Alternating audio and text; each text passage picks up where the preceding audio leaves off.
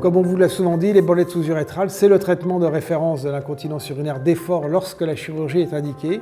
Alors aujourd'hui, suite et fin de notre saga, puisque lors de précédentes vidéos, je vous ai parlé de comment se préparer ou qu'est-ce qui allait être nécessaire pour indiquer la pose d'une bandelette sous-urétrale. Nous avons ensuite parlé du jour J, de l'implantation. Et bien aujourd'hui, fort logiquement, nous allons parler des suites opératoires et du mois, en quelque sorte, qui suit cette intervention. Pensez à vous abonner à notre chaîne YouTube, à cliquer sur la petite cloche en bas de l'écran pour avoir accès à nos notifications.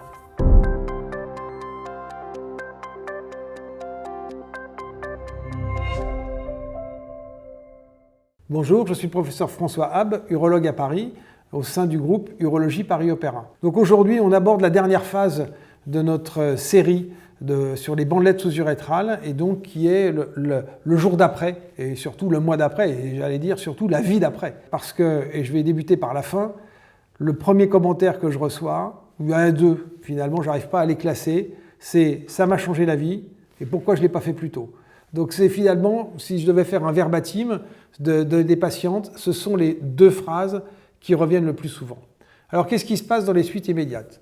Le premier mois, c'est le mois d'attente, si j'ose dire. La bandelette va nécessiter un temps d'incorporation dans les tissus. Il va donc être important, pendant le premier mois, de ne pas sursolliciter la bandelette pour éviter de dérégler ce qui aura été fait au bloc opératoire. Le temps d'incorporation d'une bandelette, c'est 1 mois.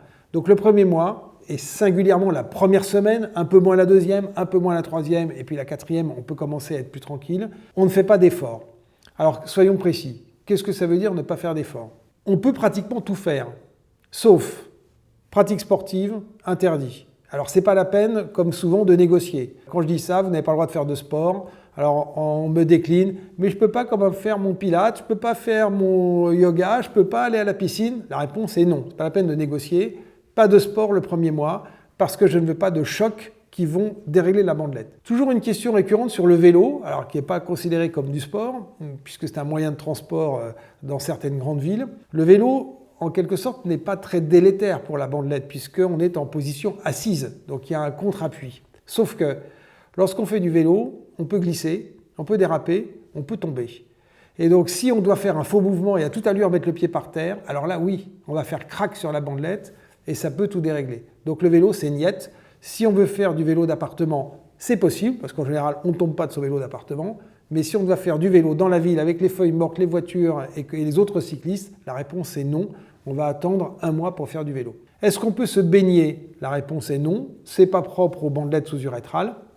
N'importe quelle chirurgie, lorsqu'il y a une cicatrice, on ne veut pas qu'il y ait de l'eau de manière importante dessus, donc pas de bain. En revanche, bien sûr, on peut prendre des douches. Aucun problème, bien sûr, mais c'est le bain en baignoire ou en piscine qui sont contre-indiqués. Le port de charges lourdes est contre-indiqué. Alors soyons précis sur les charges lourdes. J'autorise le port de charge jusqu'à 10 kg. C'est énorme, 10 kg. Quand on fait ses courses, 10 kg, c'est le pack d'eau avec les 6 bouteilles. Donc voilà, on ne va pas prendre son pack d'eau. Si on a besoin d'eau à la maison, on fera le plein avant. On va demander à quelqu'un d'autre de le faire ou se faire livrer. Mais quand on a eu sa bandelette depuis 1 mois, on ne porte pas un pack d'eau. Donc tout ça, c'est des choses assez logiques en quelque sorte. 2 points plus spécifiques, un sur la constipation. Nous allons vous prescrire de manière systématique, à la sortie de l'hospitalisation, un traitement de prévention de la constipation.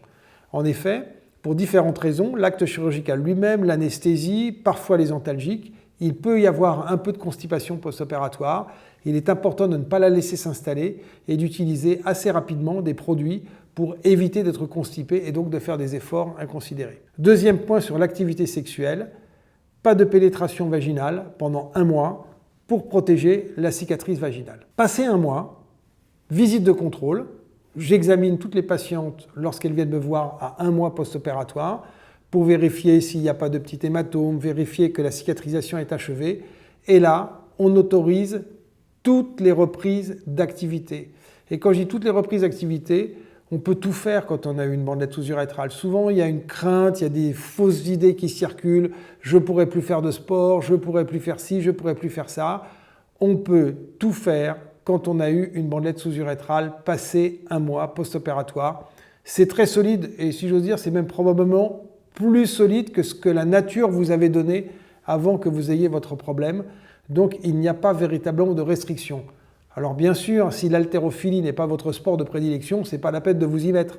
Mais vous pouvez vous adonner à toutes vos pratiques sportives. On dit la course à pied, c'est pas bien. Je pourrais vous montrer la photo d'une de mes patientes qui, 3 mois, 6 mois après la pose d'une bandelette, m'a adressé, ça m'a d'ailleurs beaucoup ému, son dossard du marathon de Paris avec son temps à 3h30 en disant « Grâce à vous, j'ai pu reprendre mes entraînements, j'ai pu faire le marathon de Paris, j'ai eu aucun problème, merci pour ce que vous avez fait. » Donc ça, c'est des histoires comme ça qui nous encouragent. Et moi, je dis qu'une bandelette, c'est fait pour s'en servir. C'est aussi aberrant de dire à une femme opérée de bandelette sous-urétrale « ne faites pas ci, ne faites pas ça », que de faire une prothèse de hanche à un homme ou une femme et de lui dire « n'allez pas trop marcher pour pas l'user ». Non, on fait la bandelette pour revivre et surtout pour vivre normalement. Donc, 1 mois effectivement de prudence pour pouvoir en profiter ensuite toute la vie. Et comme je l'ai dit dans une précédente vidéo, plus de 30 ans de recul sur cette intervention et on sait que ça tient dans le temps. On n'a pas à définir une date en disant il va falloir vous réopérer parce que ça va forcément s'abîmer au bout de tant d'années. Non, aujourd'hui, on ne connaît pas la durée de vie, elle est d'au moins 30 ans. Donc voilà, mais attention à respecter le premier mois. Je vous remercie pour votre attention. Pensez à liker cette vidéo pour qu'elle ait la plus large diffusion possible et je suis preneur de tous vos commentaires auxquels nous nous efforcerons de répondre. À bientôt.